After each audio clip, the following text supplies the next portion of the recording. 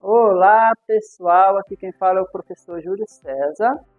Acompanha comigo aí na tela o tema da nossa aula de hoje. Olha só, nós vamos falar um pouco sobre o plano cartesiano, certo? Especificamente para o primeiro quadrante ali, certo? Mas antes, não se esqueça de se inscrever no nosso canal, ativar o sininho para mais aulas como essa e dar aquele like aí, tranquilo? Então, com vocês na tela, o nosso desafio de hoje, olha só, dá uma olhada aí. Coordenadas, o endereço de um ponto. Bem sugestivo, né? Continua na tela comigo que eu vou estar mostrando para vocês um pouco sobre o plano cartesiano, né? O que é o plano cartesiano, certo? Então, imagina assim o seguinte, um jogo de batalha naval, ou um mapa de uma cidade para localizar um ponto com precisão.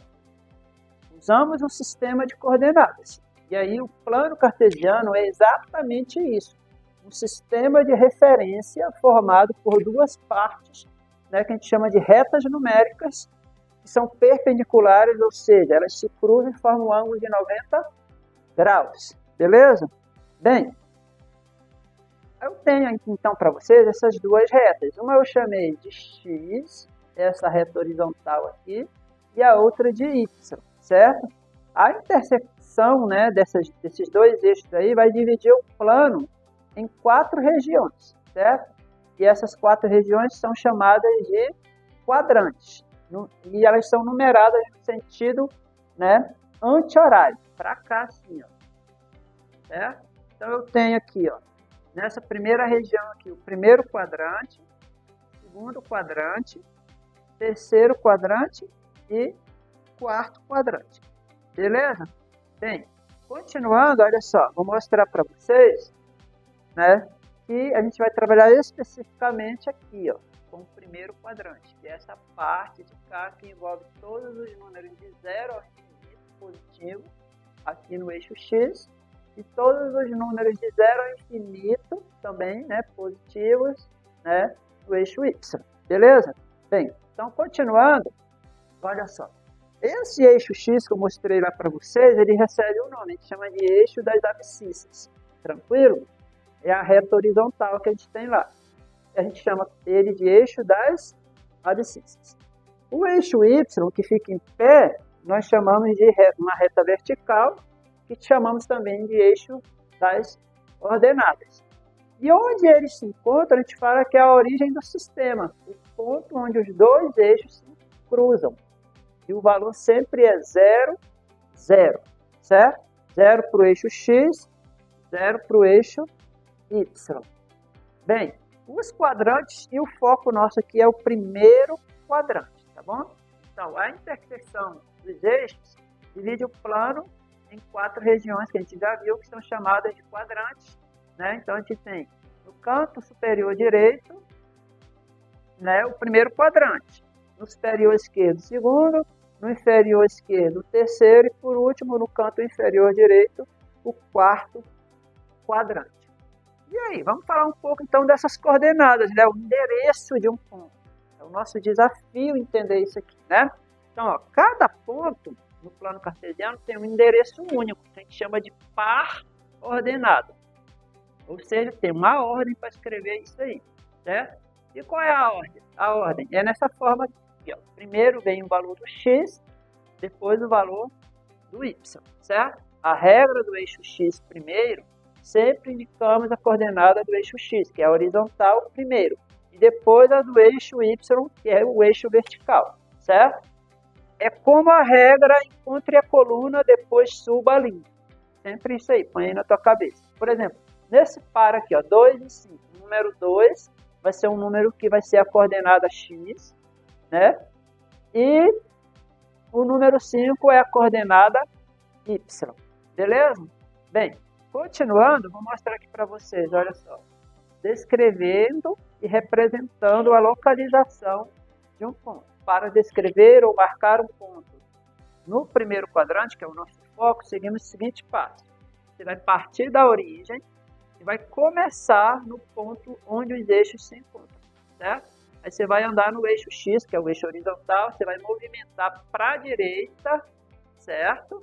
a quantidade de unidades indicadas pela primeira ordenada x.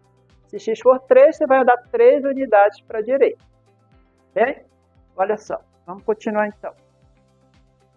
Depois você vai subir o eixo y, que é o eixo vertical, a partir do ponto onde parou, né, no eixo x, e vai movimentar para cima a quantidade de unidades indicadas pela segunda coordenada, que é y.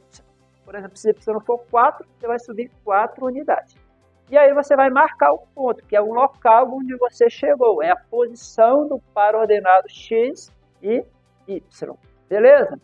Vamos para um exemplo prático aqui. Ó. Ele quer que a gente marque o ponto A, 3 e 4. Então, a origem 0, 0. Você vai andar 3 unidades para a direita no eixo x e vai subir 4 unidades a partir dali. O ponto A está localizado onde você parou. Beleza? Então, ele vai ficar assim, ó. Anda 3 unidades para a direita e a partir daqui você vai subir 4 unidades. Beleza? Então, aqui é o ponto A. Que a gente estava no nosso exemplo aqui, tá bom? Das coordenadas 3 e 4. Bem facinho, né? Bem tranquilo de fazer. Beleza? Bem, continuando, olha só. Vamos interpretar então a movimentação dos pontos.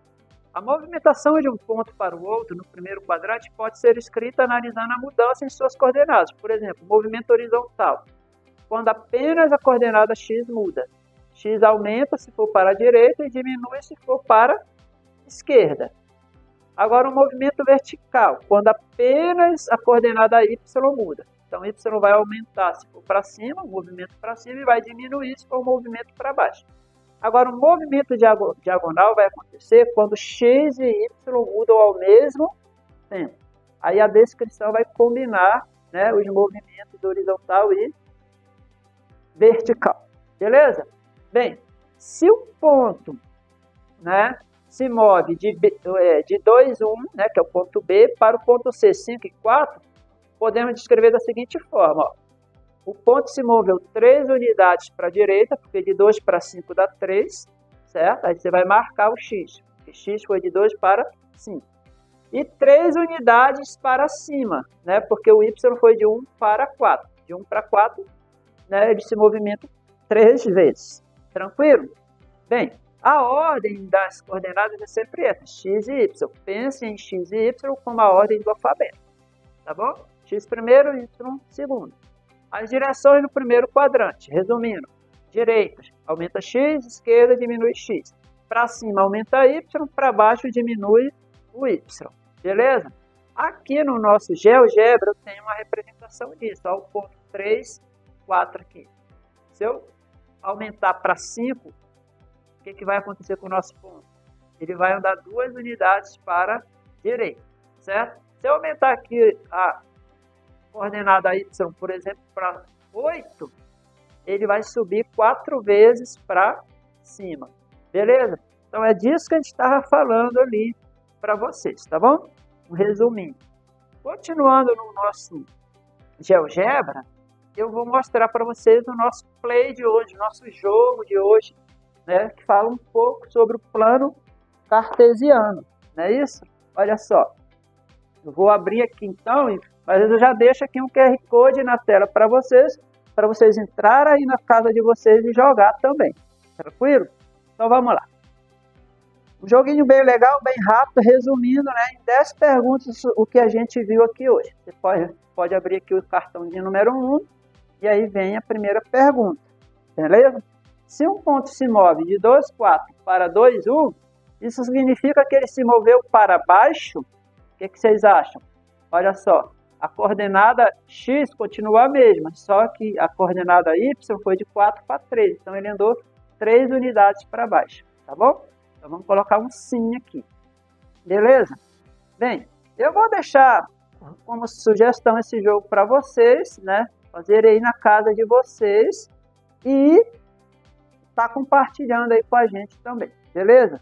Vamos, resumindo então, o que a gente aprendeu nessa aula de hoje aqui, ó.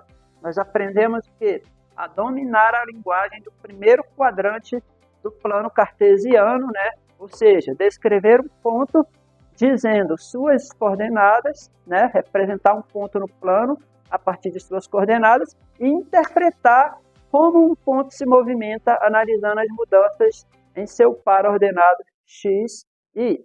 Tranquilo? A nossa aula vai ficando por aqui e até a próxima.